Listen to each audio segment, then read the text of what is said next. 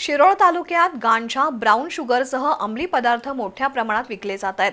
तसंच अवैध व्यावसायिकांनी तालुक्यात आपले हात-पाय पसरले आहेत। गुन्हेगारी टोळ्यांच्या वाढत्या प्रभावामुळे समाजात दहशतीचं वातावरण पसरलंय। या प्रकरणी पोलिसांनी तातडीनं पावलं उचलावीत अशी मागणी करत शिवसेना उबाठा गटाच्या वतीनं जिल्हा पोलीस अधीक्षक योगेश कुमार गुप्ता यांना निवेदन देण्यात आलंय।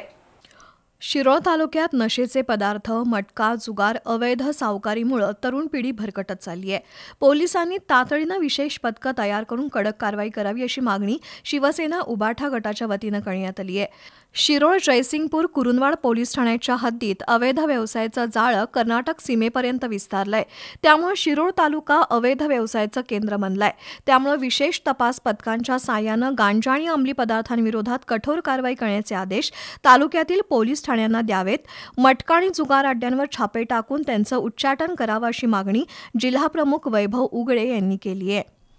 आकडा, जुगार, गांजा, वेश्या व्यवसाय हे सर्व धंदे कुरुंदवाड पोलीस स्टेशन हद्दीत, शिरोळ हद्दीत सुरू आहेत, राजरोसपणे सुरू आहेत आणि 2 नंबरवाल्यांची गुंडागिरी वाढलेली आहे। त्याला कुठेतरी आळा बसावा, तरुण पिढी कुठेतरी बर्बाद होऊ नये। जी नशेच्या नादाला लागली आहे ती तरुण पिढी एक संपत चालली आहे। एक मध्ये गॅप पडणार आहे त्या तरुण पिढीमध्ये, तो गॅप पडू नये। आपल्या मुलांच्यावर चांगले संस्कार व्हावेत यासाठी शिवसेना आग्रही आहे।